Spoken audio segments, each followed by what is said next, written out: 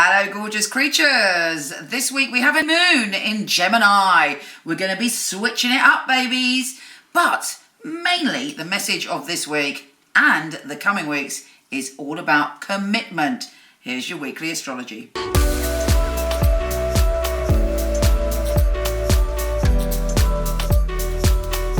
Hey gorgeous Aries, how you doing? Mercury, the planet of communication, is direct, thank goodness, completely direct.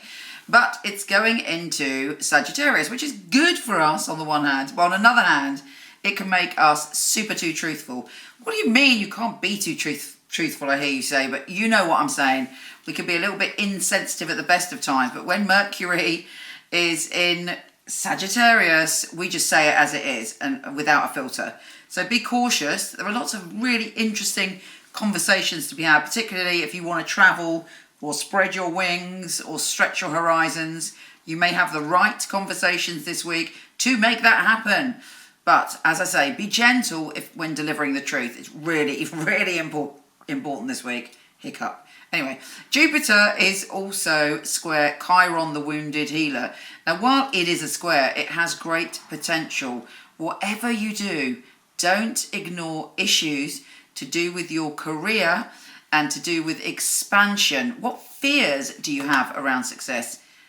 You might say, I ain't got no fears, bring on the success. But is that really true? Do you sometimes stop yourself pushing to the next level or trying something new because you don't want to fail? I know it's not, a traditional Aries thing, but we all have that in us. Whatever you've got in you that's maybe blocking you, to do with your past or to do with some wound, can be clarified and healed this week. But it's all about what you commit to, what we commit to. Venus is also joining forces with Saturn. Communication is totally on the table this week, and commitment. So, what do you really feel strongly about? If you're in a relationship, do you truly want to commit? Have you committed? Have you really given all of yourself? When it comes to money, this is a great union for you because you can build on whatever you're already putting out there. Now, the full moon in Gemini is an ideas generator. There's loads of ideas whizzing about. There could be some unusual, exceptional, interesting communication. Use your intuition about who to talk to around that full moon because it will prove very beneficial to you or enlightening. But definitely some news is coming this week that will be of great interest to your soul journey.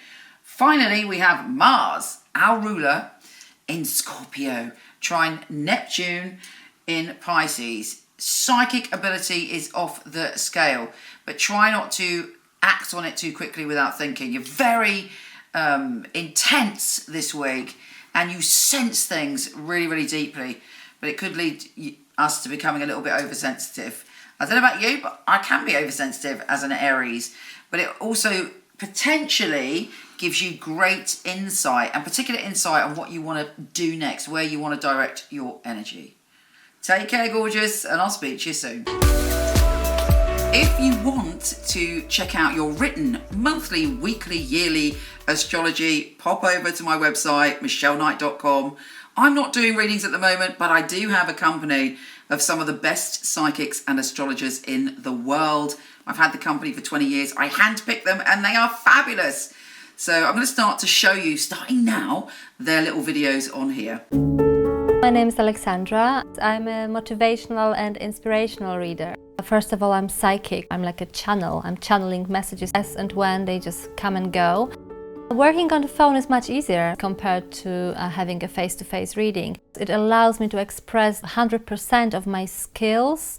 I pick up the phone and I need to hear the voice. They don't need to tell me anything. I don't need to hear any details from them. I just dive straight into the messages I'm getting, describing their current situation so that they get some validation, that I know what I'm talking about. I'm non-judgmental and very much patient and understanding. Don't involve my views on the situation, obviously. It's good to hear that people come back and telling me that things did happen as I predicted they would, or thanking me for the advice I've given them. This is the biggest satisfaction in this work. So that's the whole point. This is the whole value of what I do.